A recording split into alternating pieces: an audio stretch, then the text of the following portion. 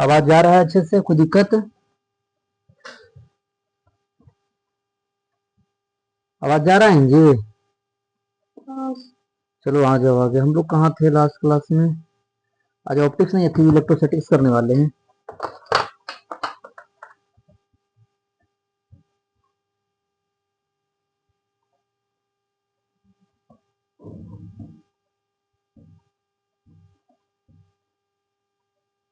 शायद हम लोग motion of charge particle in uniform electric field start करना था।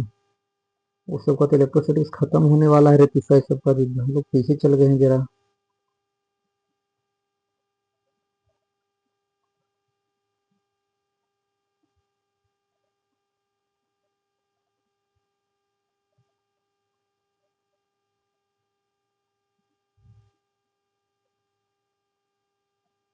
कितने नंबर में कर रहे थे यार? शायद ये वाला है। नहीं, यही वाला तुम लोग का है ना? चलो आ जाओ। Motion of charge particle uniform electric field, बस एक मिनट। पर जरा इस पे इलेक्ट्रिक फील्ड के बेस पे दूसरा केस था नहीं वाला।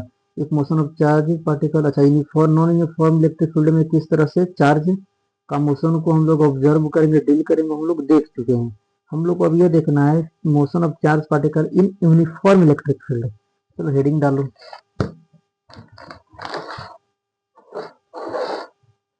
मोशन ये था हमारा case second. If electric field is uniform, if electric field is uniform. बताओ अगर इलेक्ट्रिक फील्ड अगर यूनिफॉर्म होगा तो उस पर लगने वाला फोर्स यूनिफॉर्म होगा कि नहीं हुआ चार्ज पे? अगर चार्ज फोर्स अगर यूनिफॉर्म हुआ तो उससे करस्पॉन्डिंग जो एक्सीलरेशन निकलेगा वो भी हमारा यूनिफॉर्म हुआ कि नहीं हुआ? हुआ तो देखो कैसे, जरा समझना है इसमें कुछ एक चीज है। कहाँ गया भाई?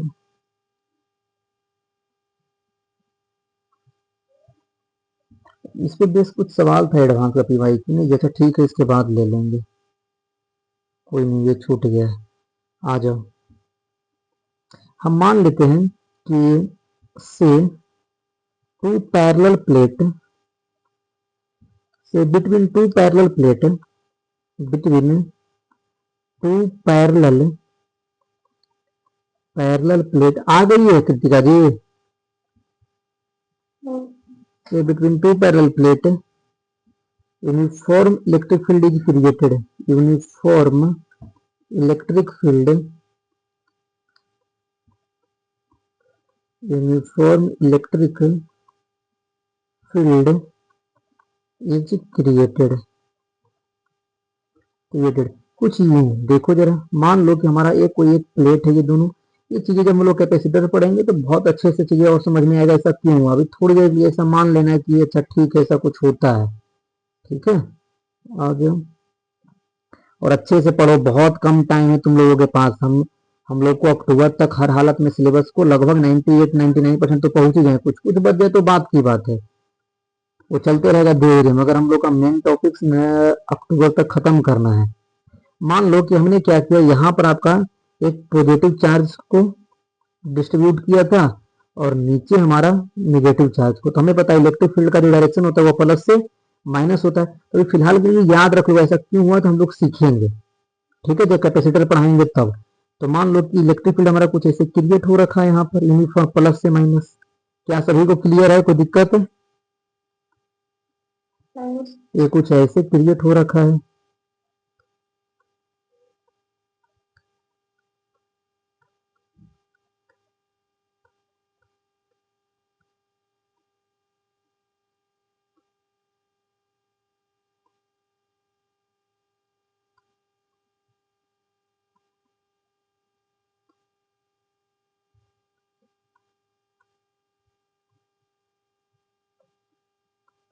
ये कुछ ऐसे क्रिएट करके रखा गया है। मान लो कि इन दोनों का बीच का जो डिस्टेंस था आपका प्लेट का वह d है।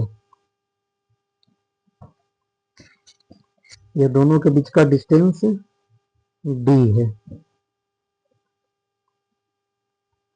ठीक है, ये d है। और ये बीचों बीच हमने क्या किया, एक चार्ज पार्टिकल है हमारा, मान लेते हैं आपका ये वाला डिस्टेंस आपका आधा आधी है, ये d/2, ये भी हमारा d/2 हो जाएगा, d/2। अगर बताओ अगर इलेक्ट्रिक फील्ड हमारा ये वाला यूनिफॉर्म में दिख भी रहा है, तो अगर यहाँ से कोई एक चार्ज पार्टिकल है, जो हम मान लेते हैं आपका इस चार्ज पार्टिकल का चार्ज Q है और मास हमारा m है, और हमने क्या किया, इससे हमने वेलोसिटी कुछ इस वे में दे दिया, perpendicular to the electric field. अब तुम एक बात बताओगे हमें, जब इलेक्ट्रिक फील्ड के परपेंडिकुलर यह मूव कर रहा है, हमें पता है कि जैसे ही यह इलेक्ट्रिक फील्ड में इंटर करेगा, इसके इलेक्ट्रिक फील्ड के डायरेक्शन में एक फोर्स लगने लग जाएगा, नहीं लगने लग जाएगा, इसको -Q बोलो हल्का अभी फिलहाल के लिए, ये -Q बोलो। तो बताओ अगर नेगेटिव चार्ज है, इसका मतलब इलेक्ट्रिक फील्ड के जस्ट अपोजिट डायरेक्शन में एक फोर्स लग रहा होगा कुछ यू, कोई दिक्कत? और कितना लगेगा, Q इंटू ई के बराबर, कोई तकलीफ है? अगर बताओ अगर इलेक्ट्रिक फील्ड अगर यूनिफॉर्म है, तो हमें पता है कि अगर यह इलेक्ट्रिक फील्ड अगर नहीं होता तो चार्ज पार्टिकल सीधा सीधा आगे की ओर बढ़ जाता, मगर क्या बताओ यह फोर्स इसे आगे की ओर बिना, ये मान लेते हैं स्पीड हमारा भी है, या यू मान लो, इसे यू मान लो, क्या सीधा सीधी अब जा पाएगा ये कभी? बोलो नहीं जा पाएगा, इसको क्या करेगा, डेविएट करेगा पाथ से। तो कुछ पाथ देखो कुछ इस तरह से डेविएट कर रहा है, इसको हम बना रहे हैं,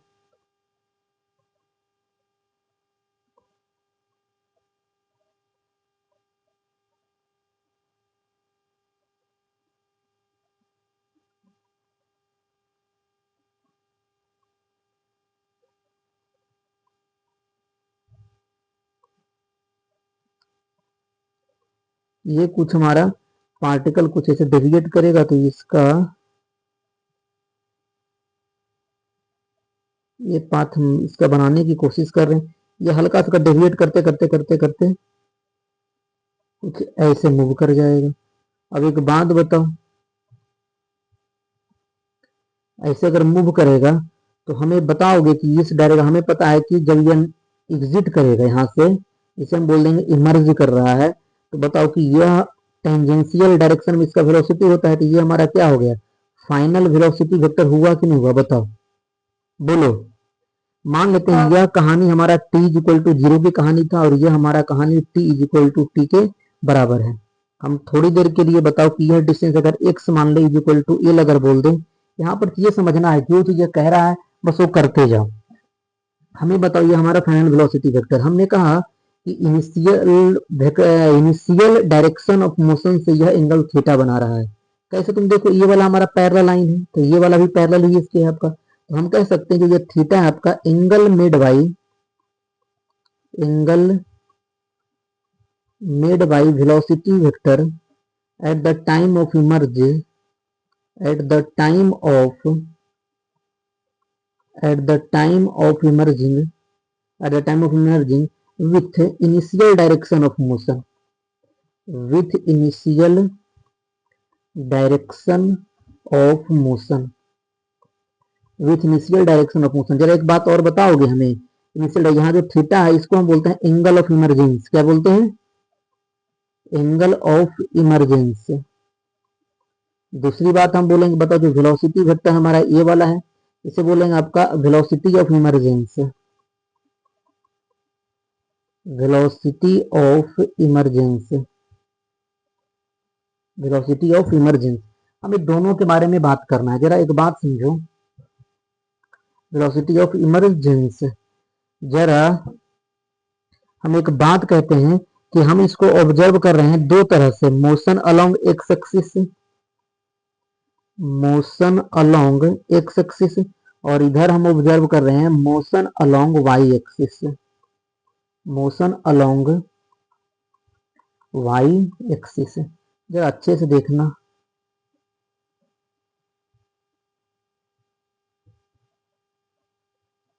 मोशन अलोंग वाई एक्सिस।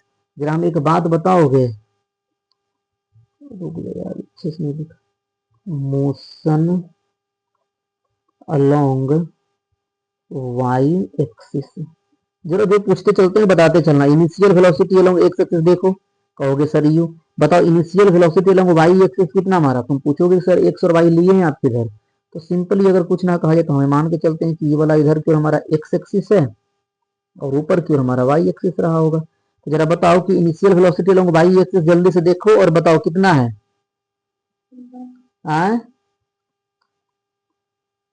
अरे कितना है जी? जीरो तो बोलते काहे नहीं हो?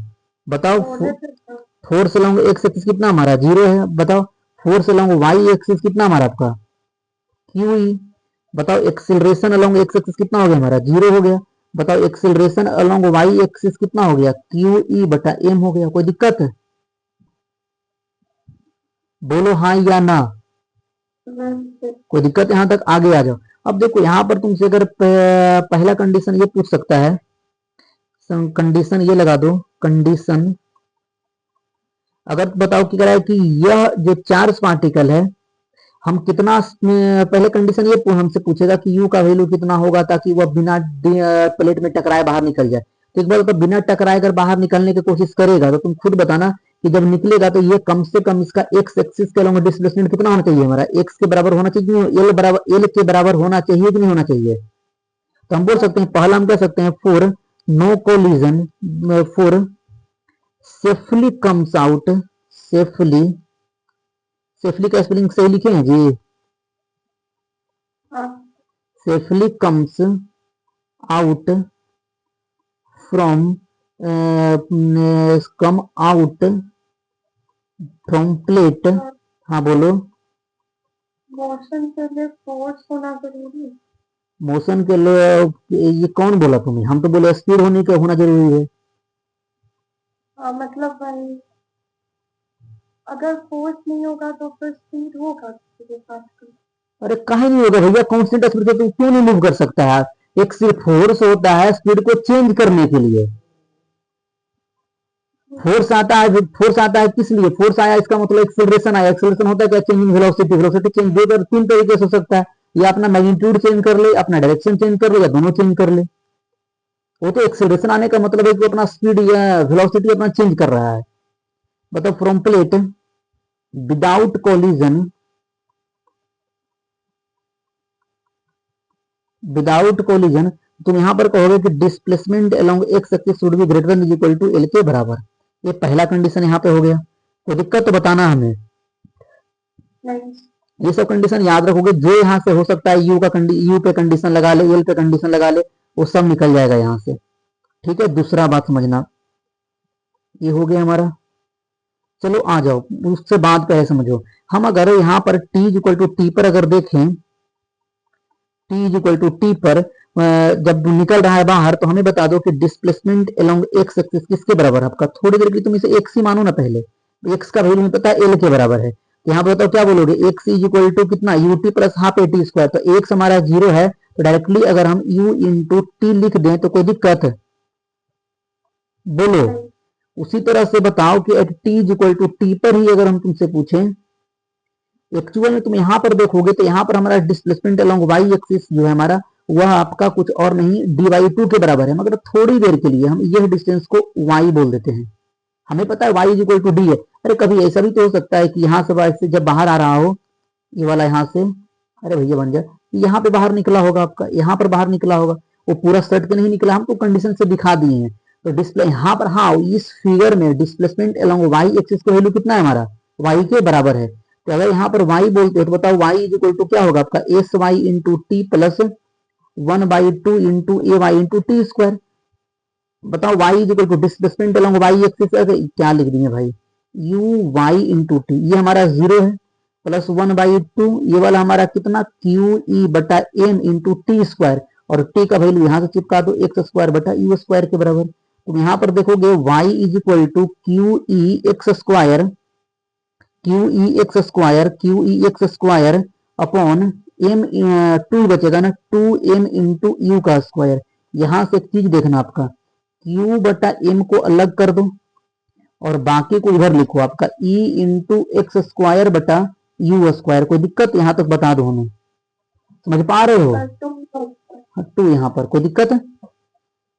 देखो एक चीज यहां समझने वाली बात यह है कि इस परिंदे का नाम, एक चीज हम बोलते हैं, एक सेकेंड, इस परिंदे का नाम हमारा है, इसे बोलते हैं स्पेसिफिक चार्ज। स्पेसिफिक चार्ज का मतलब होता है चार्ज पर यूनिट मास। इसका नाम क्या है?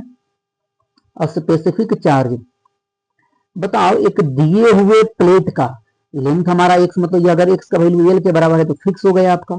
एक दिए हुए स्पीड u भी हमारा फिक्स हो गया। तो अगर मान लेते हैं कि यह क्वांटिटी को अगर हम फिक्स करते हैं ये सब चीजें, तो बताओ कि अगर ये इलेक्ट्रिक फील्ड हमारा फिक्स है, इनिशियल वेलोसिटी और x अगर हमने फिक्स कर दिया, x का मतलब लेंथ ऑफ प्लेट, तो डिस्प्लेसमेंट अलोंग वाई एक्सिस जो होगा वो डिपेंड किस पे करेगा, हमारा स्पेसिफिक चार्ज पे करेगा कि नहीं करेगा। तो ये अच्छा एक बात और, इस पे तो कह सकते हो कि जो हमारा स्पेसिफिक चार्ज कुछ और नहीं, चार्ज टू मास रेशियो हमारा, ये charge to mass ratio, charge to mass ratio. तो यहां पर तुम देख करके बोलोगे जो y है हमारा directly proportional to charge ratio, charge to the mass ratio है कि नहीं है बताओ। इसका मतलब जिसका charge ratio, charge to mass ratio ज्यादा होगा उसका डिस्प्लेसमेंट अलोंग वाई एक्सिस हमारा क्या रहा होगा, ज्यादा रहा होगा। ठीक उसी तरह से बताओ, अगर हमें पता है कि अगर वेलोसिटी अलोंग एक्स एक्सिस, अगर हमारा एक्सेलरेशन अलोंग एक्स एक्सिस अगर 0 है तो वेलोसिटी चेंज नहीं करेगा, इसका मतलब वी एक्स का value at T equal to T पर अभी भी यू के बराबर रहा होगा कि नहीं रहा होगा, देखो बोलो। मतलब यहाँ पर यह जब ये इमर्ज कर रहा होगा, इमर्ज करते टाइम यह वाला स्पीड आज भी हमारा यू के बराबर। हम अगर गलती से काम करते हैं कि निकालने की कोशिश करते हैं भी यू वाई, तो चलो यू वाई निकालो, इसको ये वाला निकालोगे तो हमारा वी वाई हो जाएगा, ये वी वाई। तो जरा वी वाई निकालने की कोशिश करते हैं, बताओ वी वाई निकालते हैं तो वी वाई इक्वल टू होता है यू वाई, तो जीरो हमारा, V equal to U plus A T, A Y कितना हमारा क्यू ई बटा एम, और टी की जगह हम आपका एक्स बटा यू रख दें, तो बताओ यहाँ से जो वी वाई का वैल्यू आएगा वो आएगा क्यू ई एक्स बटा एम इंटू यू के बराबर। कोई तकलीफ तो बता दो, नहीं ना। तुम यहाँ पर भी देखोगे तो बताओ कि अगर टेन वहां मान लेते हैं कि जो इमर्ज कर रहा था वह थीटा पे इमर्ज कर रहा है, तो tan theta is equal to आज प्यार से V Y upon V X लिख रहे होगे, V Y upon V X. बताओ वी वाई का वैल्यू, वी वाई का वैल्यू तुम बोलोगे क्यू ई एक्स बटा एम इंटू यू, और ये हो गया हमारा वी वाई, और वी एक्स का वैल्यू तो यू के बराबर ही है, तो क्या डायरेक्टली हम यू स्क्वायर नहीं लिख दें, बोलो। यहां से बताओ जो थीटा का वैल्यू आएगा वह चुपके से tan inverse Q E X बटा एम इंटू यू स्क्वायर लिख रहे होगे, बोलो। यहां से देखो एक चीज समझ में आया कि जो थीटा का वैल्यू होगा वह tan inverse Q E x upon, L का सेट बनाते रहना पीछे पीछे, ठीक है, सब बनते जाएगा, उसमें एक सिंगल भी डाउट नहीं आएगा, इतना अच्छा पढ़ाया हुआ है। और कुछ डाउट्स आते भी का तो कोई बड़ी बात नहीं, हमसे पूछ लिया करना। यहाँ पर भी तुम देखोगे तो बताओ जो थीटा होगा वह डायरेक्टली प्रोपोर्शनल टू हमारा टेन, यहाँ पर ऐसे लिख देते हैं ना कि जो टेन थीटा है वह डायरेक्टली प्रोपोर्शनल टू हमारा क्यू बटा एम ही है for given electric field and length and speed. कोई दिक्कत है क्या, यहाँ तक क्लियर है, बोलो। अगर है तो हम आगे आते हैं, 152 153।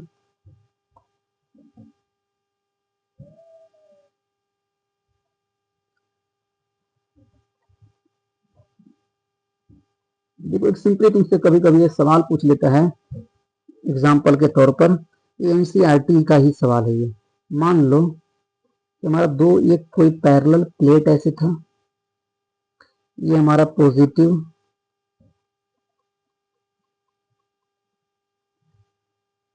ये निगेटिव, तो प्लस से माइनस हो गया हमारा इलेक्ट्रिक फील्ड। दिखाया नहीं, उसने कहा ना एक तीन चार्ज पार्टिकल का उसने पाथ दिखाया, और कुछ ऐसे,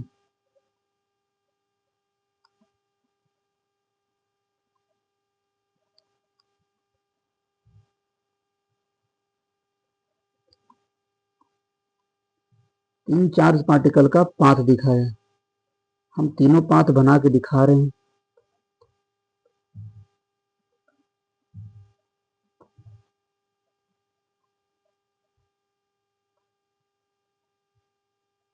तो हट गया भाई, हाथी से बना डालते।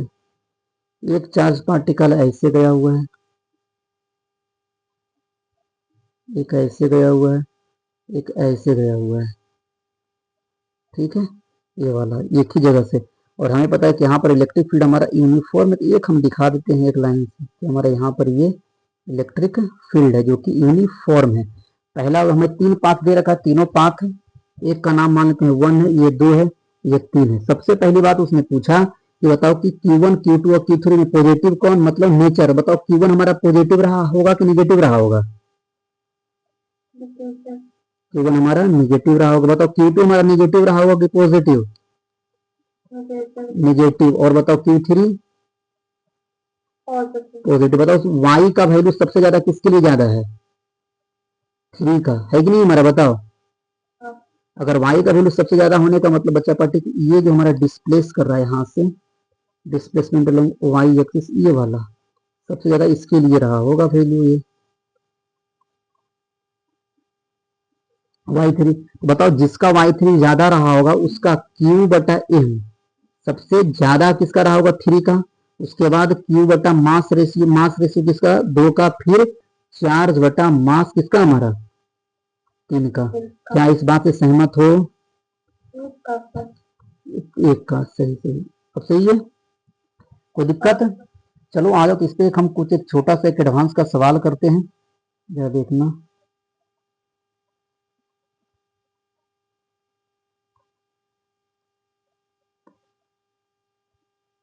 तो दिमाग लगाओ इसमें, मोर देन वन करेक्ट है तो हल्का सवाल है, ठीक है।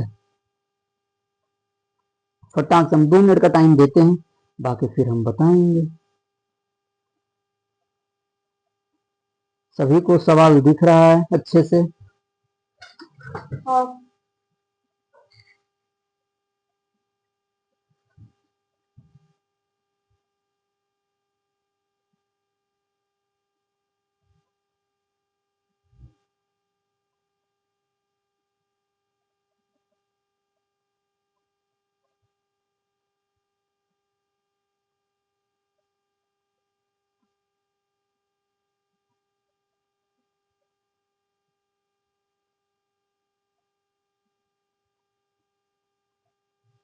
ऊपर कोई दिक्कत नहीं ना हुआ है?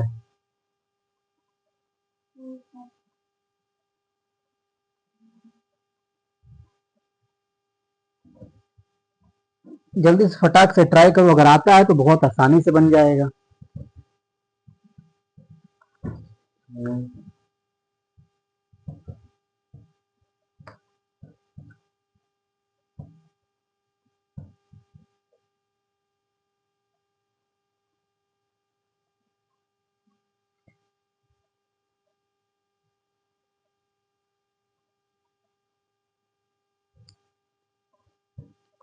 चलो हम बता देते हैं, हम पता है बना लोगे, क्योंकि जब प्रोजेक्टाइल का ही कंसेप्ट है। पहले तुम हमें एक बात बताओ, प्रोजेक्टाइल का एक चीज हम तुम्हें जरा रिकॉल करवा देते हैं। जरा एक बात बताओ, हमें पता है कि जब एंगल ऑफ प्रोजेक्शन अगर कॉम्प्लीमेंट्री होता था तो उस केस में बताओ हमारा रेंज क्या होता है? सेम। अरे होता कि नहीं होता था? हाँ। एक हमारा कुछ ऐसे,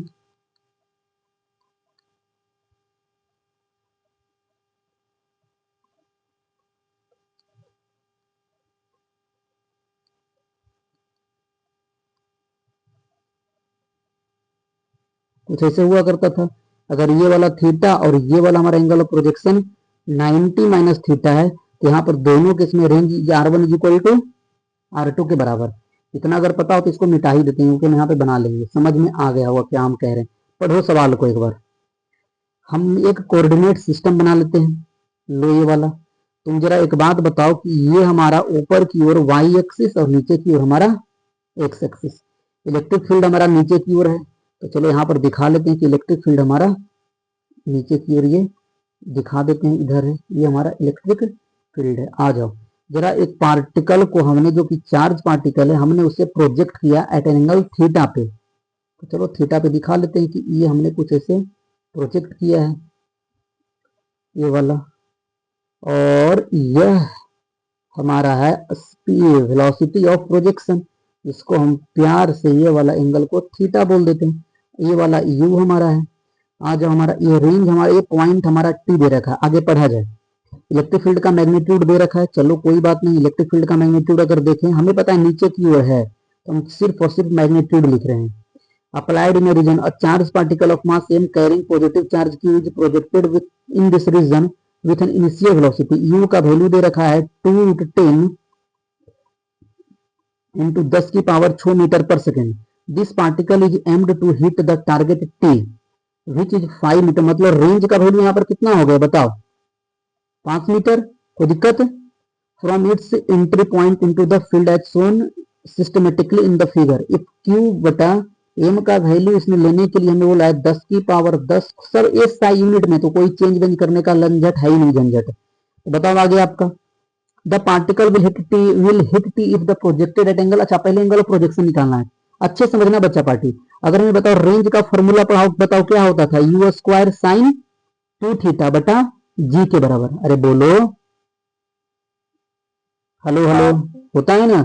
अच्छा बताओ यहाँ पर तो ग्रेविटी दिया नहीं है, यहाँ पर ग्रेविटी की जगह कौन है हमारा, इलेक्ट्रिक फील्ड है। तो हमें बताओ कि जो नीचे की ओर फोर्स लगेगा बच्चा पार्टी, यह फोर्स कितना लगेगा, Q इंटू ई लगेगा, बोलो।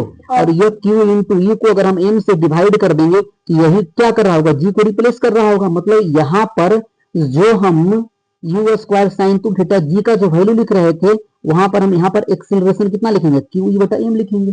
समझ में आया कि नहीं आया? तो बताओ यहाँ से 5 मीटर, मीटर में सब है ही ये सेंटीमीटर में, तो यूनिट लिखने का झंझट ना रखो।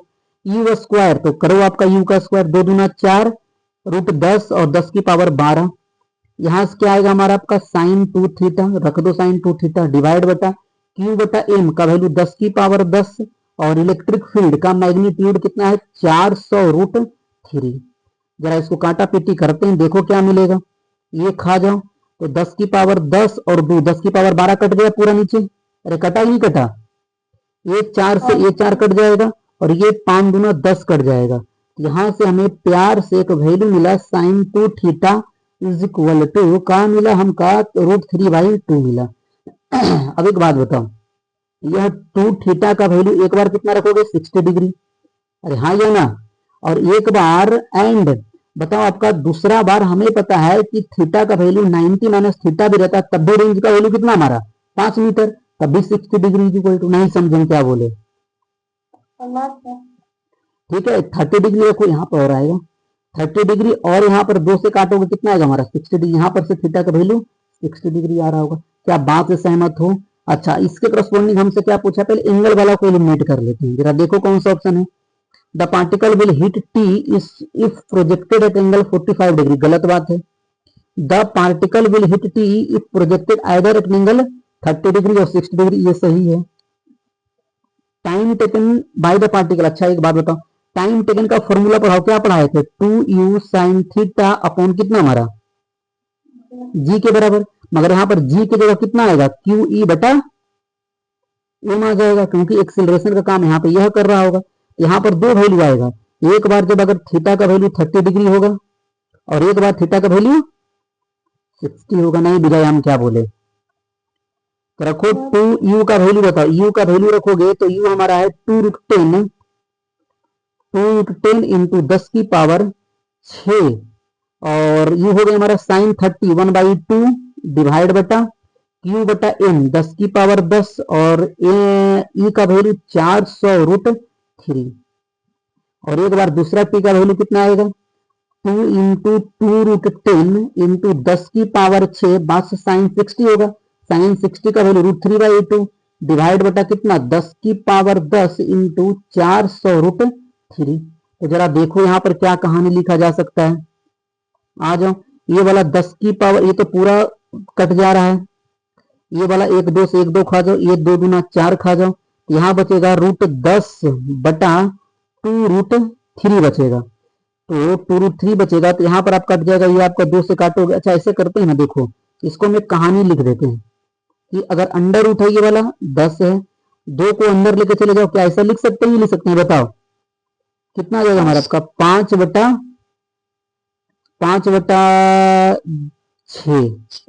सही है ना, शायद एक ऑप्शन 5 माइक्रो सेकेंड में दे रहा है, इसका मतलब 10 की पावर 6 कहीं आ रहा है क्या जी, अच्छा अच्छा, ये 6 भाई नहीं कटेगा इस बार कहां से कटेगा ये 10 की पावर 10 है तो नीचे आपको कटेगा, ये पूरा कट के 10 2 12 10 की पावर 6 नीचे बच जाएगा, है कि नहीं हमारा, बताओ। तो इसको माइक्रो सेकंड में ही निपटा दें लिख करके, बोलो यहाँ पे आ जाएगा माइक्रो सेकंड, सही था माइक्रो सेकंड, ये वाला हो गया। दूसरा ऑप्शन निपटाते हैं, आ जाओ, वो भी वापस ये पूरा कट करके यहाँ पर बचेगा 10 की पावर नीचे।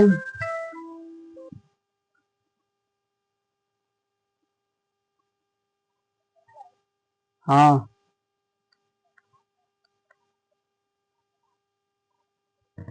बताओ आपका ये वाला यहाँ पर क्या आ जाएगा, मेरा आपका 10 की पावर 6 बचेगा।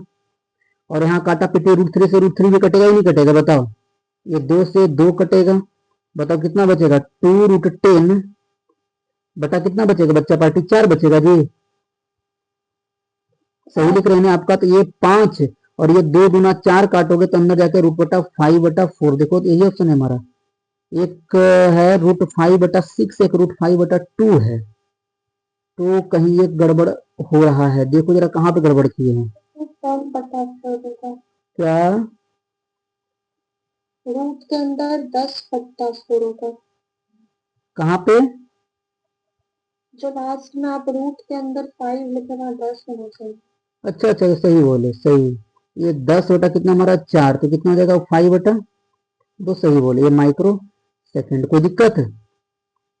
तो ये हमारा कौन सा ऑप्शन हो गया, ये वाला भी हो गया हमारा, ये वाला गलत है, तो इसका बी और सी हो गया। हमें नहीं लगता इसमें कोई दिक्कत होना चाहिए। कोई दिक्कत है? समझ में आ रहा है? चलो और एक चीज बताते हैं, जरा देखना कुछ चीज ना तुमसे ऐसे पूछेगा। अच्छा देखो, यही जो ऊपर के कंडीशन बताए थे ये वाला, कहाँ पे कि अगर यह विदाउट कॉलिजन अगर बाहर आना चाहता है प्लेट के बीच से, तो इसको डिस्प्लेसमेंट अलोंग एक्स एक्सिस कम से कम कितना करना पड़ेगा, एल करना पड़ेगा। तो यहाँ पर जो ये कंडीशन लगाओगे चुटके से, जरा बताओ तो यहाँ पर क्या लिखोगे, you x T plus half x T का स्क्वायर। तो यू एक्स हमारा यू है, टी का वैल्यू हम कितना लिखे हैं आपका एक्स बटा यू एक्स टी, और हमारा टी का वैल्यू निकाले एक्स बटा यू ही निकाले हैं। यू एक्स, अरे देखो ना ऐसे, U X into T plus 1/2, ये तो जीरो हमारा होगा, greater than equal to L के बराबर। यहाँ से हो सकता है कुछ कंडीशन पूछ रही है हमें, बस ये याद रख लेना, ठीक है। कोई 2 कंडीशन देगा कि तीसरा कंडीशन पूछ लेगा, सवाल आएगा तो देख लेंगे। आ जाओ आगे। जरा एक बात और बताना, मान लो कि ऐसा कभी कभी कर सकता है कि अभी हमने यहाँ पर क्या किया था कि ग्रेविटी को गायब कर दिया, और मान लो कि हमने ग्रेविटी को अगर गायब ही ना करे, कुछ ऐसे करें, मान लो कि हमने ग्रेविटी को गायब ना करके ग्रेविटी भी रहने दें और साथ में इलेक्ट्रिक फील्ड भी रहने दें। यहाँ पर ये हमारा पॉजिटिव और ये हमारा निगेटिव। हमने यहां से कोई एक चार्ज पार्टिकल है क्यू, जिसको हमने यहां से प्रोजेक्ट किया है, और यह प्रोजेक्ट करते हुए हमने क्या देखा, कुछ ये ऐसे गया है। बताओ यहां पर आपका, एक सेकेंड,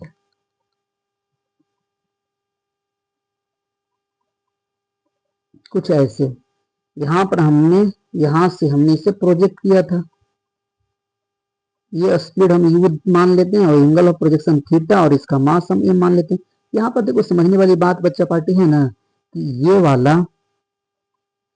वाला नीचे की ओर यहाँ पर फोर्स अब लग रहा होगा बिटवीन द प्लेट। ये बताओ यहाँ पर मैक्सिमम हाइट अटेंड बाई कितना है दोनों का, बताओ। अरे डी के बराबर होगा कि नहीं होगा, अगर ये वाला डी है तो मैक्सिमम ये वाला एच मैक्स का वैल्यू होगा कि नहीं होगा, बोलो। अब जरा समझना, यहाँ पर क्या होगा, इसके साथ एम जी प्लस क्यू, ये दोनों फोर्स लग रहा होगा। हमें एक्सीलरेशन निकालने के लिए अगर जी इफेक्टिव जिसे कहते हैं, तो क्या करना पड़ेगा, एम से डिवाइड करना पड़ेगा, तो यहाँ पर एम आ जाएगा, और इसी को हम प्यार से पहले क्या बोला करते थे, जी इफेक्टिव। कोई दिक्कत है, बोलो। तो अगर यहां से अगर हमें एच मैक्स का अगर वैल्यू अगर तुमसे निकालने के लिए बोलता, तो क्या बोले, you square sine square theta upon 2g, बस यहाँ जी की जगह क्या आ जाता, जी इफेक्टिव आ जाता। कोई दिक्कत है? अगर यहाँ से हमें टाइम ऑफ फ्लाइट पूछता, तो बताओ आधा देर के लिए आप बिटवीन द प्लेट चला है और आधा देर के लिए बाहर चला है, तो यू साइन थीटा, तो यहाँ पर तो आ जाएगा यू साइन थीटा अपॉन जी। यहाँ पर जी की जगह तुम्हें रखना होगा जी इफेक्टिव कितना, क्यू ई बटा एल। मगर आधे दूर के लिए यह विदाउट इलेक्ट्रिक फील्ड के इन्फ्लुएंस में चला है, only the influence of gravitational force, तो यू साइन थीटा बटा जी के बराबर। क्या समझ पा रहे हो क्या कहना चाह रहे हैं हम? एक छोटा सा सवाल एक लिखो और उसके बाद ये होता है खत्म, हम लोग चलेंगे इलेक्ट्रोस्टैटिक पोटेंशियल एनर्जी पे। A particle of mass, a particle of mass 10⁻³ kg and charge 10 coulomb is initially at rest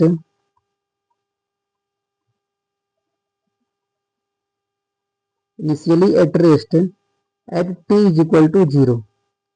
The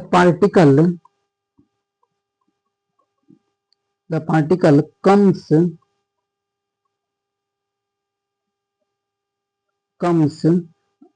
under the influence of,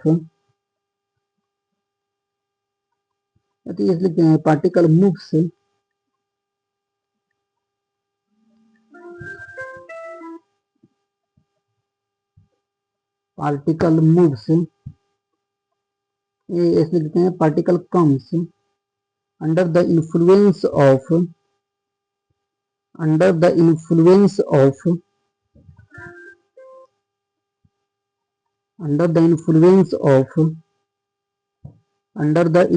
of electric field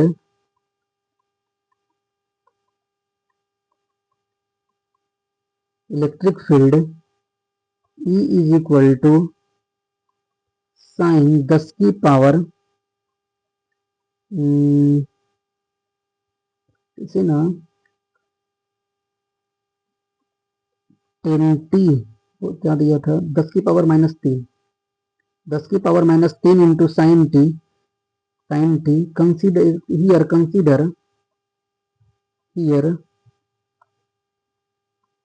Consider the effect of only the electrical force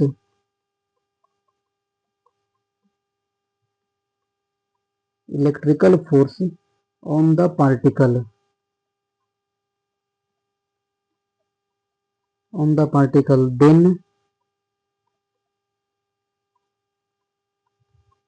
Then the maximum speed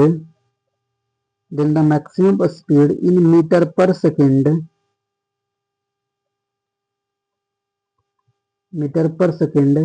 attained by the particle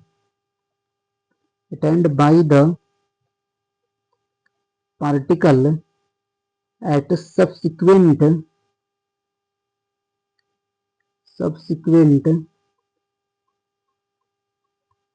subsequent time is. जरा जल्दी से बताओ, इसको try कर लो एक बार, हल्का सवाल है, ज्यादा कुछ है नहीं इसमें।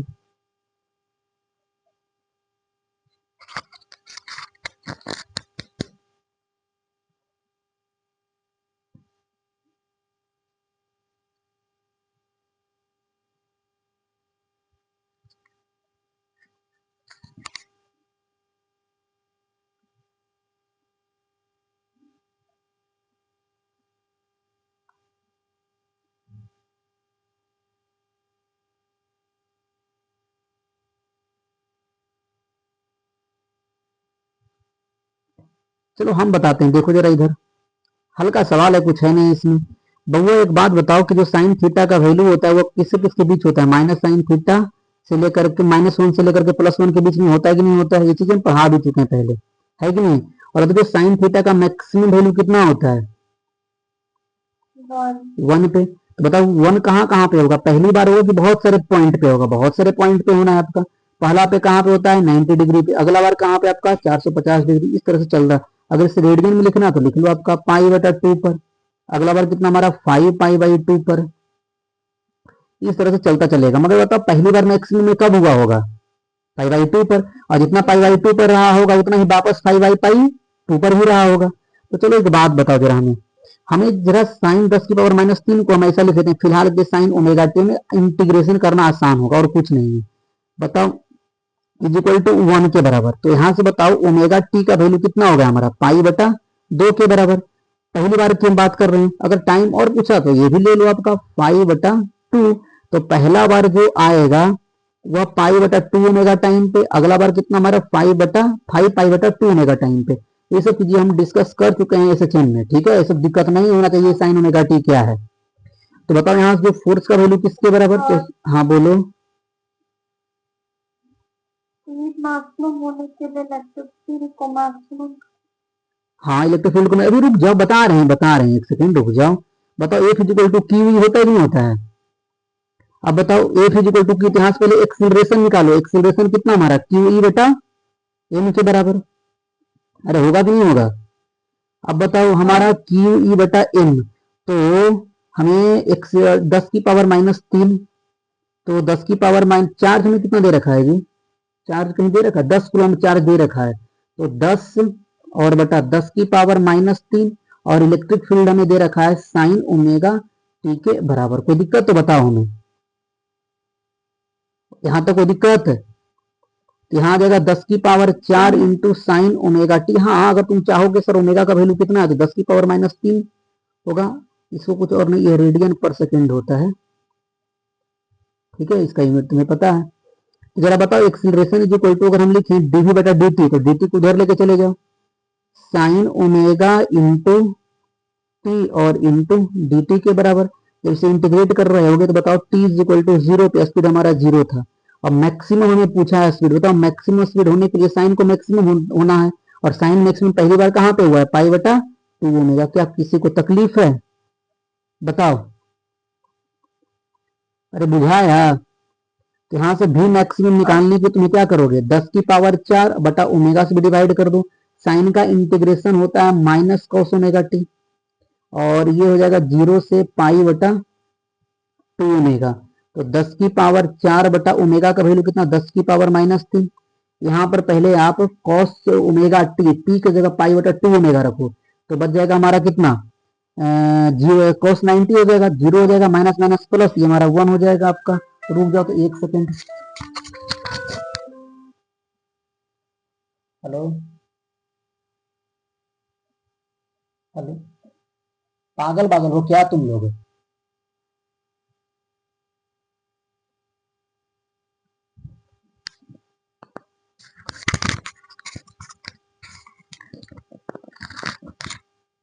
ये हो जाएगा, बताओ यहाँ से भी मैक्स का जो वैल्यू निकला, वो भी मैक्सिमम की वैल्यू आज कितना लिख रहे होगे, 10 की पावर कितना आया, 7 में आ जाएगा जी,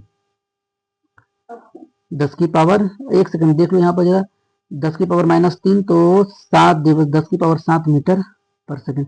हमें नहीं लगता कोई दिक्कत होना चाहिए, कोई दिक्कत है, चलो आ जाओ। तो ये था हमारा electron motion of charge particle in uniform electric field. जब हम लोग कल ये फील्ड्स पढ़ रहे थे तो वहां पर कुछ सवाल रह गया था, दो जरा जल्दी से निपटा दो, देख लो जरा एक बार।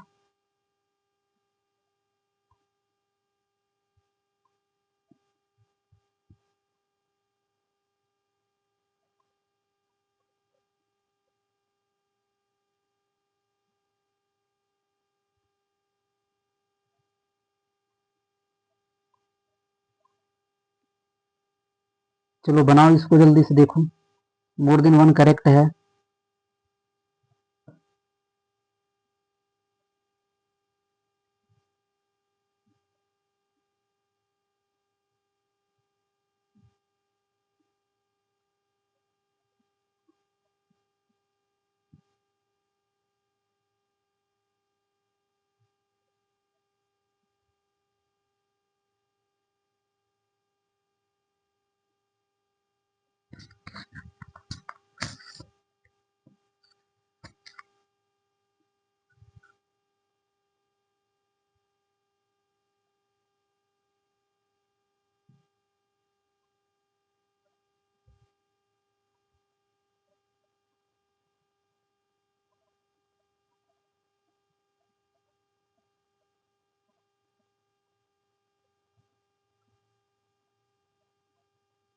ऑप्शन ए और डी।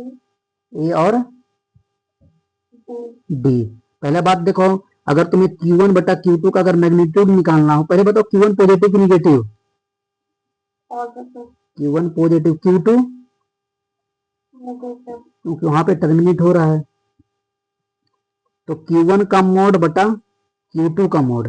ये बताओ Q1 से कितनी ये सेल्स निकल रहा है, 13। 13, और Q2 से 9। 9।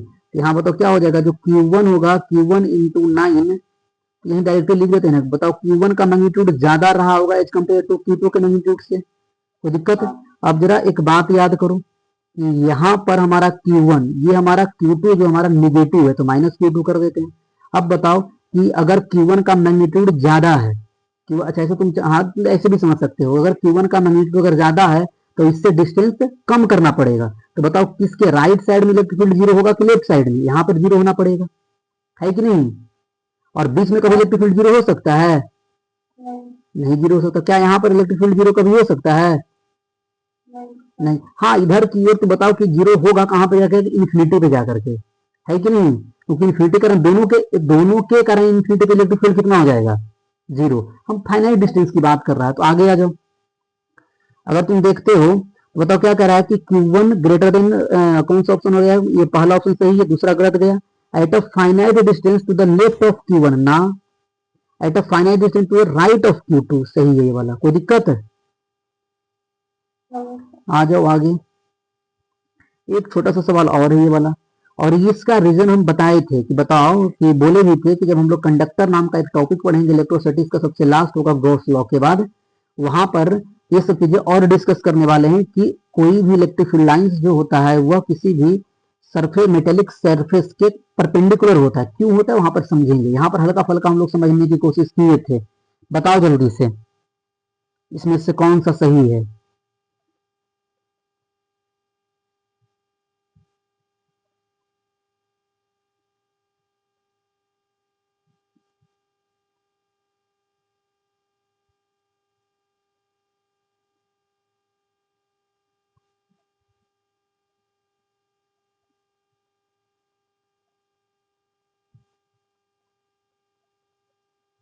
देखो बताओ, पहला बात बताए थे, क्या बढ़ाए थे इलेक्ट्रिक फील्ड लाइंस की प्रॉपर्टीज में? जो इलेक्ट्रिक फील्ड लाइंस होता है वो मेटेलिक सरफेस सॉलिड स्फीयर के सरफेस के परपेंडिकुलर होता है।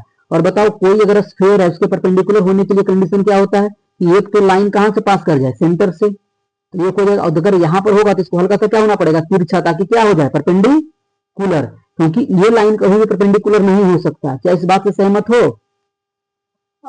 और दूसरी बात क्या पढ़ाए थे कि मेटल के अंदर कभी भी इलेक्ट्रिक लाइन एग्जिस्ट नहीं करता। तो दो तो पहले और तीन तो पहले चला गया, है कि नहीं? क्योंकि अंदर नहीं। और पहला वाला ऐसे चला गया क्योंकि यहाँ पर परपेंडिकुलर नहीं, यहाँ पर देखो परपेंडिकुलर है ये वाला। तो कौन सा ऑप्शन हो जाएगा हमारा? 4। कोई दिक्कत है? तो ये हाँ बोलो, कुछ पूछना है तो बताओ। नहीं ना? अगर कुछ पूछना है तो पूछ सकते हो, बताओ कुछ पूछना हो तो। अगर समझ में आ गया हो तो बता देना, हाँ करो। और एक बात और, यहाँ तक हम लोग पहला टॉपिक जिसे हम कहते हैं इलेक्ट्रिक फील्ड एंड चार्जेस, वो पूरी तरह से खत्म होता है और अच्छे से हम लोग कंप्लीट किए। एलियन का सीट बैठ के बनाओ, सिंगेज का बुक है तुम लोगों के पास, सिंगेज बनाओ। बाकी हम तुम्हें सिंगेज का बुक का होमवर्क कहाँ तक दे चुके हैं? डीपीपी से दिए थे और कॉन्सेप्ट एप्लीकेशन। रुक जाओ देख लेते हैं एक बार, हम होमवर्क बढ़ाते हैं। इसमें शायद हम डाउनलोड करके रखे हैं ना जी? व्हाट्सएप पे नहीं, इसमें हम डाउनलोड कर लिए थे। फिर आनंद के शीट से तो इलेक्ट्रिक फील्ड वाले टॉपिक तक की बनाना है। हाँ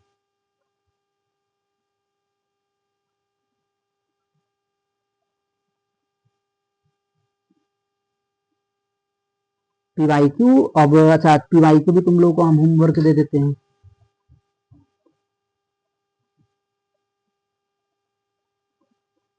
आगे जो इसका कुछ सवाल अभी, क्योंकि ना इसमें कुछ डायपोल्स वगैरह भी है घुसा दिया है। ये पुराना वाला बुक है, नया वाला हम शायद अलग किया था। ठीक है, तो हो सकता है अभी। अरे भाई कहाँ हो तुम? एक्सरसाइज का ये न्यूमेरिकल वैल्यू इंटीजर टाइप में। चलो आज जरा आपका होमवर्क लिखो तो, कंप्रहेंशन बेस्ड में आ जाओ, लिंक्ड कंप्रहेंशन टाइप में इंगेज का। रुक जाओ चार्ज में लगाने दो।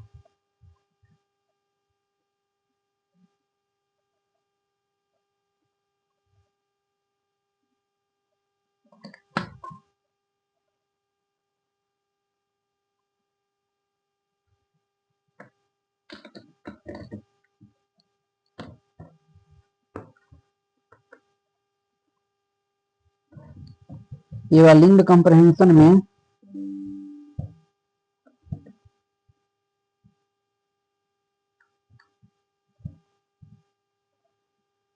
क्वेश्चन नंबर, अच्छा ऑयल ड्रॉप एक्सपेरिमेंट ये बना सकते हो, कोई बड़ी बात नहीं है। तो 1 2 3 5 6 7 ये भी बन जाएगा, 6 7 8 से 11 ये भी बन जाएगा, मतलब 1 से लेकर के 12 13 ये भी बन जाएगा, 14 15 ये भी बन जाएगा, 16 17 भी बन जाएगा, 20 इधर भी बन जाएगा पूरा,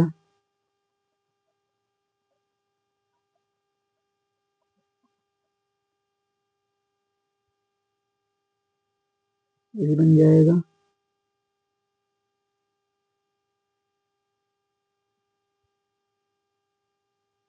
28 ये भी बन जाना है।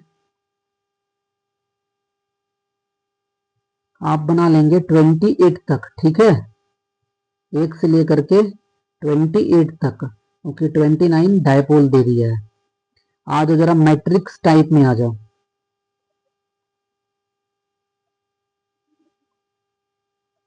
मैट्रिक्स को भी रहने दो क्योंकि उसमें मिला दिया है। न्यूमेरिकल वैल्यू टाइप में आ जाओ, question number 1,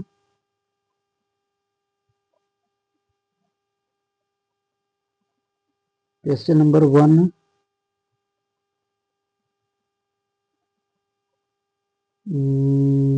question number 2, question number 3 4 5 6 7 8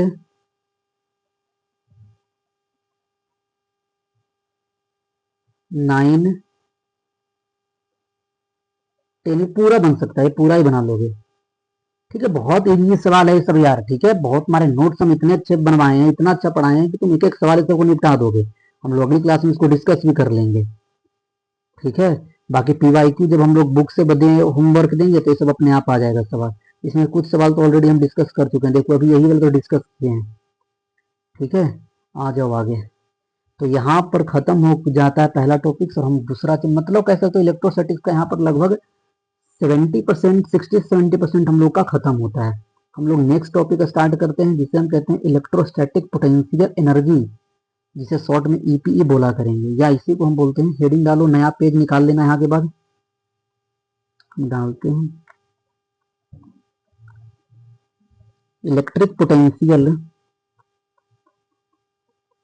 electric potential, potential and electric potential energy, दोनों का मीनिंग अलग अलग है, ठीक है। इलेक्ट्रिक अगर 10th क्लास में हम तुम्हें पढ़ाए तो होंगे, हमें तुम तो पढ़ी होगी, दोनों का मीनिंग पता है। इलेक्ट्रिक पोटेंशियल एनर्जी, एनर्जी इसी को इलेक्ट्रिक के जगह करके इलेक्ट्रोस्टैटिक भी बोल दिया करेगा तो कोई फर्क नहीं है। Electrostatic potential, electrostatic potential and electrostatic potential energy. Potential energy को अगर पी एनर्जी लिखने समझ जाओगे, चलो लिख ही देते हैं, पोटेंशियल ऊपर कर देते हैं एनर्जी, कोई दिक्कत है। अब देखो आज सबसे पहले हम लोग पढ़ेंगे पोटेंशियल एनर्जी के बारे में पढ़ेंगे। और एक बात ध्यान देने वाली बात यह है कि पोटेंशियल एनर्जी तुम सबसे पहली बार कहाँ पे पढ़ चुके हो, हमें जरा कुछ बताओगे, याद है कुछ, बताओ पहली बार हम लोग पोटेंशियल एनर्जी का नाम कहाँ पे सुने थे, वर्क पावर एनर्जी में। तो वहीं से सबसे पहले हमें स्टार्ट करते हैं कि पहले बताओ कि रिकॉल करते हैं कुछ चीजें कि भैया इलेक्ट्रिक पोटेंशियल एनर्जी तो पहले बाद में आएगा। पहले के बाद बता दो, तुम्हें हम पढ़ाए थे कि पोटेंशियल एनर्जी, पहली बात बताओ क्या पोटेंशियल एनर्जी डिफाइंड है? अरे नहीं, क्या डिफाइंड था याद है?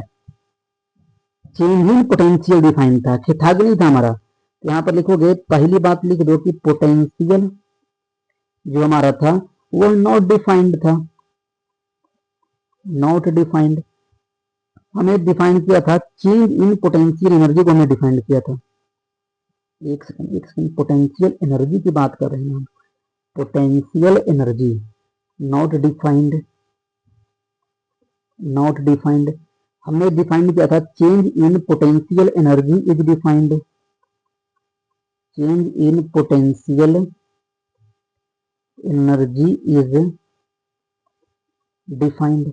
अच्छा एक बात और बताओ, पोटेंशियल एनर्जी को जब डिफाइंड किए थे तो कुछ बातें वहां पर डिस्कस किए थे। पहली बात डिस्कस यह किए थे कि यह depends on configuration of the system, और ये डिफाइंड है एक सिस्टम के लिए। जैसे ग्रेविटेशनल पोटेंशियल एनर्जी जब आप बोलते हैं तो वहां पर बिना कहे यह बात कंक्लूडेड है कि भैया वहां पर साथ एक पार्टिकल के साथ साथ कौन इंक्लूडेड होता था? अर्थ। याद है? सर आप क्या बोले एक बार फिर से? फिर से बोलते हैं, रुक जाओ जरा, इस भाई साहब को हो जाने दो। नेक्स्ट पेज है। हमने बोला कि बताओ जो पोटेंशियल एनर्जी था हमारा, यहाँ पर लिखते हैं potential energy,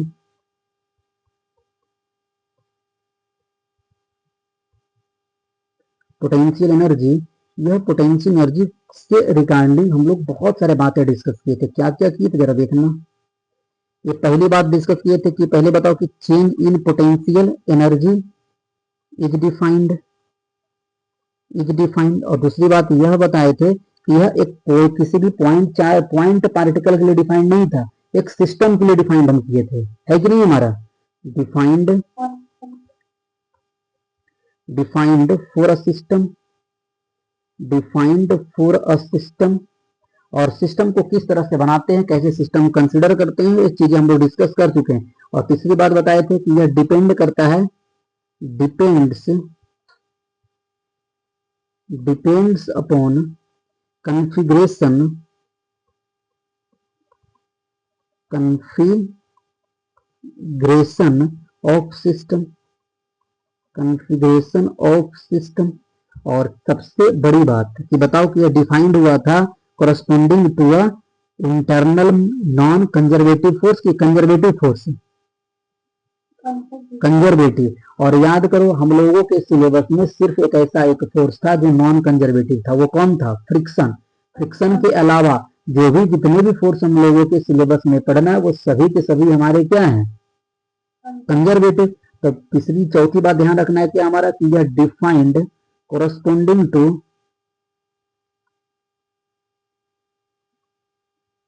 defined corresponding to conservative force,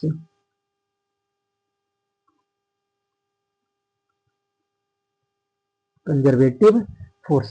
अब जरा बताओ वहां पर याद करो कि अगर हमें कंजर्वेटिव फोर्स, अगर ग्रेविटी ले रहे थे तो उसके करस्पॉन्डिंग जो पोटेंशियल एनर्जी डिफाइंड हो रहा था वह था हमारा ग्रेविटेशनल पोटेंशियल एनर्जी। अगर तुम वहां पर फोर्स ले रहे थे स्प्रिंग फोर्स, तो स्प्रिंग फोर्स के करस्पॉन्डिंग जो पोटेंशियल एनर्जी हमने डिफाइंड किया था वह क्या था?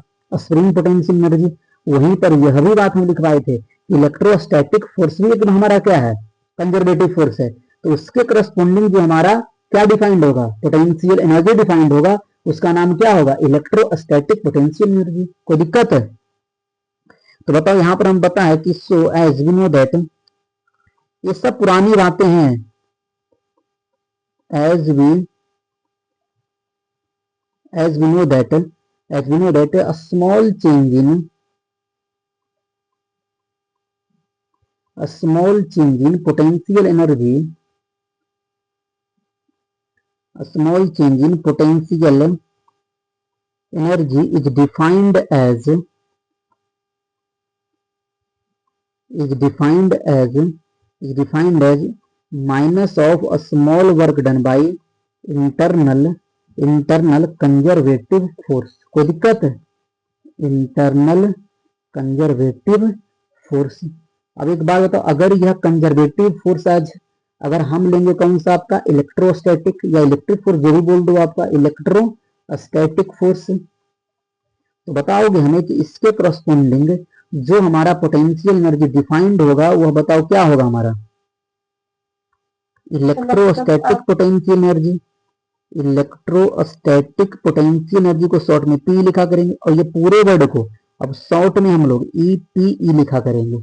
ठीक है, तो जरा हम लोग अब ईपीई पढ़ते हैं, कोई दिक्कत है? अब जरा जब ईपी पढ़ना स्टार्ट करेंगे तो हमें पता है इलेक्ट्रोस्टैटिक फोर्स मतलब यहाँ पर इलेक्ट्रोस्टैटिक फोर्स उसके करस्पॉन्डिंग हमने पोटेंशियल एनर्जी को डिफाइन करना है। तो जरा बताओ, इतना तो अगर कोई तकलीफ हो तो हमें बता सकते हो? नहीं। अब देखो हमने क्या किया ना, हमें पता है कि सिस्टम हमें पहले चूज करना होगा। बताओ सिस्टम बनाने के लिए कम से कम कितने कॉन्स्टिट्यूएंट चाहिए हमें? दो तो चाहिए आपका, क्योंकि अकेला एक, अगर एक कोई छोटा सा पॉइंट चार्ज अगर हम ले लेते हैं, बताओ ये क्या अकेले मिलकर कोई भी सिस्टम बना सकता है? नहीं। तो अगर सिस्टम को डिफाइन करने के लिए कम से कम हमारे पास दो चार्ज तो होना कंपलसरी है। तो दो होगा, तीन होगा, चार होगा, पांच होगा, ये सब बनता जाएगा, मगर मिनिमम हमें दो लेने हैं। अब बताओ अगर तुम यहाँ पर दो को रखते हो, इसको अगर तुम एक सिस्टम मानते हो, या एक दूसरे पे इलेक्ट्रिक फोर्स लगाएगा, इलेक्ट्रोस्टैटिक फोर्स लगाओ या इलेक्ट्रिक बोलो, जो तुम्हारी एनर्जी, फोर्स लगाया, उस फोर्स के करस्पॉन्डिंग हमें डिफाइन कौन हुआ? आपका इलेक्ट्रोस्टैटिक पोटेंशियल एनर्जी। वही इलेक्ट्रोस्टैटिक पोटेंशियल एनर्जी। बताओ इन दोनों का तुम अभी डिस्टेंस आर था, कुछ डिस्टेंस और बढ़ाओ, तो क्या तुमने कॉन्फ़िगरेशन चेंज किया कि नहीं किया? तो इलेक्ट्रोस्टैटिक पोटेंशियल भी चेंज होगा कि नहीं होगा? मतलब जितनी बातें हम ऊपर पढ़ रहे हैं सबके सब इसके ऊपर फिट बैठ रहे हैं। तो हम लोग स्टार्ट करते हैं पहले electric potential energy for two charge particle system. मतलब अगर दो चार्ज पार्टिकल दे रखा हो तो उसका कितना पोटेंशियल एनर्जी होगा, और कौन सा? इलेक्ट्रोस्टैटिक वाला। क्यों? क्योंकि हम चार्ज की रिलेटेड बात कर रहे हैं, और चार्ज पे जो फोर्स लगता है वो हमारा लगता है इलेक्ट्रोस्टैटिक फोर्स। तो यहाँ पे जरा लिखो, हेडिंग डालो आपका ईपीई। शॉर्ट में ईपी का मतलब समझ जाओगे ना?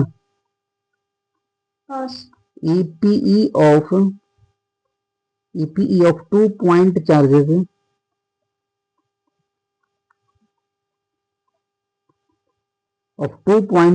System.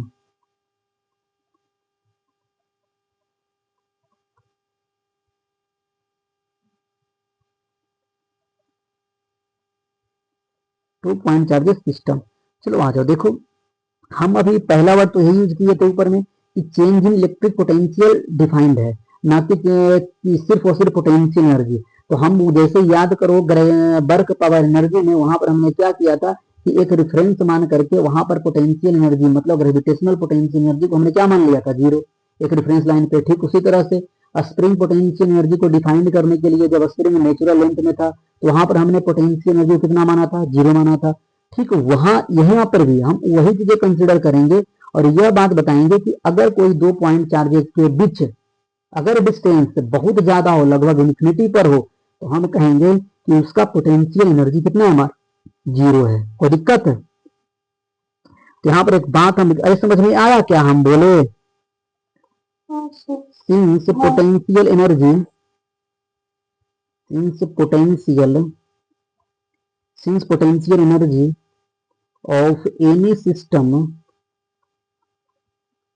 of any system depends upon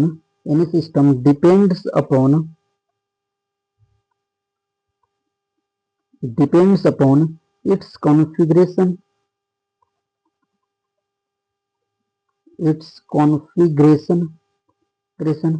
ठीक है। लिखना आपका कि EPE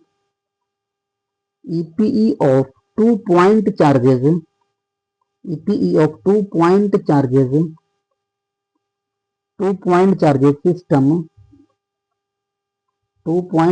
system is conventionally considered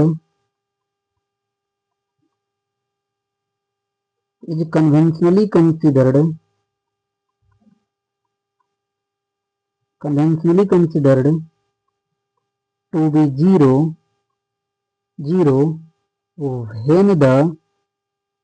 when the separation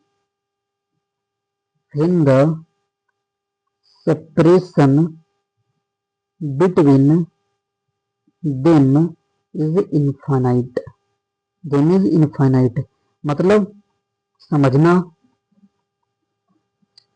कि मान लो कि बच्चा पार्टी हमारे पास दो चार्ज पार्टिकल था कुछ यूं, एक मान लो हमारा ये चार्ज पार्टिकल है और ये वाला एक चार्ज पार्टिकल है। अभी हम मान लेते हैं इन दोनों का बीच का जो डिस्टेंस है थोड़ी देर के लिए r है। अभी इन दोनों का बीच का डिस्टेंस r है। तो बताओ कि यह हमारा Q1 और ये वाला हम आपका Q2 बोल देते हैं। जरा ये चार्ज हमारा Q1, ये चार्ज हमारा Q2। अच्छा एक बात बताओगे कि अगर इन दोनों का बीच का डिस्टेंस अगर इन्फिनिटी था तो उस समय पोटेंशियल एनर्जी जीरो। अगर इन दोनों का बीच का डिस्टेंस अगर r था, उस समय पोटेंशियल एनर्जी हम मान लेते हैं u, और यह u का ही वैल्यू हमें निकालना है। क्या बात समझ में आया? हम कितना बोले? तो जरा बताओ एक बात कि क्या हम करें, एक काम नहीं करें कि अगर सिस्टम, अगर यहाँ पर अगर सिस्टम को अगर हम Q1 प्लस Q2 मान ले आपका, दैट इज बोथ चार्जेज,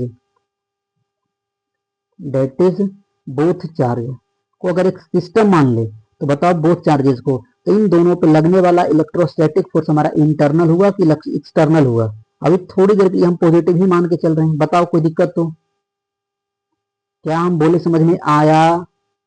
अरे जब यहाँ पर जो हमारा ये क्या हमारा force on one due to two, कौन सा इलेक्ट्रोस्टैटिक वाला, ये क्या हमारा force on two due to one, तो बोलोगे कि अगर सिस्टम हमने माना तो सोहियर